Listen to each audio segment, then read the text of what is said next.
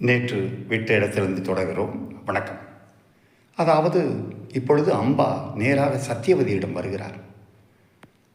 தாயே, உங்கள் மகன் என்னை கடத்தி வந்திருக்கிறார். விசித்திர வீரியன் சித்ராங்கதனுக்கு மணமுடிப்பதாக சொல்லியிருக்கிறார். என்னை அவர்களுக்கே மணமுடித்து கொடுத்து விடுங்கள் அப்படிங்கிறாங்க.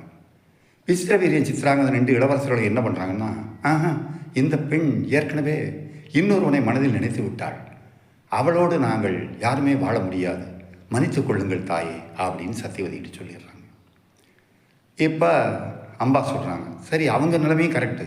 அப்போ என்னைய வென்று கூட்டிகிட்டு வந்தார்ல, சுயம்பரத்தில் எல்லார் முன்னாடியும் நான் மாலையோடு நிற்கும் போது எல்லார் முன்னாடியும் என்னை தூக்கிட்டு வந்துட்டார்ல, அப்போ பீஷ்மரே என்னை கல்யாணம் பண்ணிக்க சொல்லுங்கள் அப்படிங்கிறாங்க.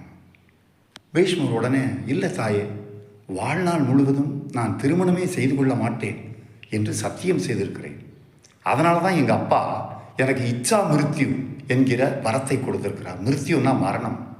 ருத்ரத்தில் கூட ஒன்று வரும், மிருத்யவே ஸ்வாஹா மிருத்யவே ஸ்வாஹான்னு வரும். மரணம் தீர்ந்து போகட்டும், முடிந்து போகட்டும்னு அர்த்தம். ஆக இந்த மரணம் எனது விருப்பப்படி தான் மரணம் கூட அமையும் அப்படின்னு வரமே வாங்கியிருக்கிறேன். நான் திருமணமே செய்து கொள்ள மாட்டேன் தாயே அப்படிங்கிறார். உடனே அம்பா, திருமணமே நீங்கள் செய்து கொள்ள மாட்டேங்கன்னா சுயமரத்தில் எதுக்காக என்னை ஜெயிச்சிங்க அப்படின்னு கேட்டுட்டு ஒவ்வொரு சட்டையாக போகிறான். இந்த மாதிரி பீஷ்மர் என்னைய சுயமரத்தில் ஜெயிச்சிருக்காரு, அவராலையும் திருமணம் பண்ணிக்க முடியல, அவர் சொல்கிற ஆட்களும் என்னை திருமணம் பண்ணிக்க மாட்டுறாங்க அப்படின்னு ஒவ்வொருத்தராக சொல்லி போய் வேண்டிக்கிறான். யாருமே பீஷ்மருக்கு எதிராக எந்த நடவடிக்கையும் எடுக்க மாட்டேங்கிறாங்க.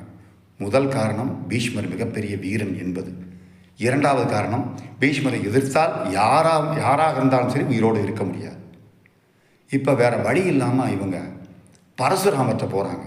பரசுராமர் யாருன்னா பீஷ்மருடைய குருநாதர். அவர்கிட்ட போய் சொல்கிறாங்க. உடனே பரசுராமருடைய தரப்பில் நியாயம் இருக்குமா, நான் இப்போ பீஷ்மரை வர சொல்கிறேன் அப்படின்னு சொல்லிட்டு பரசுராமர் வர சொன்னார், பீஷ்மரை வர சொல் அப்படிங்கிறாங்க. நல்லா கவனிங்க, பரசுராமர் சாதாரண ஒரு ஆசிரியர், காட்டுக்குள்ளே குடிலில் இருக்கிறார், ஆசிரமத்தில் இருக்கார். பீஷ்மர் ஒரு நாட்டுடைய பிரதிநிதி, ரெப்ரசன்டேட்டிவ். அவரை வர சொல்கிறாங்க. குரு அழைத்தார்னோடனே அமைதியாக கையை கட்டிக்கிட்டு தேரில் ஏறி உட்கார்ந்தவர் தான். அவர் முன்னாடி போய் சாஷ்டாங்கமாக காலில் விழுந்து வணக்கம் பண்ணி நமஸ்காரம் பண்ணி எந்திரிச்சு நிற்கிறார். சொல்லுங்கள் குருவே, உங்கள் உத்தரவு என்ன அப்படிங்கிறார். நீ இந்த அம்பாவை கல்யாணம் பண்ணிக்கணும்ப்பா அப்படிங்கிறாங்க. இல்லை குருவே, நான் திருமணமே செய்துக்க மாட்டேன்னு சத்தியம் பண்ணியிருக்கேன். அப்படின்னா நீ என் கூட போர் செய்ய வேண்டியிருக்கும் அப்படிங்கிறார். உங்கள் கட்டளை நான் மீற மாட்டேன் குருவே அப்படின்னு சொல்லிட்டு பரசுராமர் கூட போராடி சண்டை போட்டு பரசுராமரை வீழ்த்தி விடுகிறார், வெற்றி பெற்று விடுகிறார்.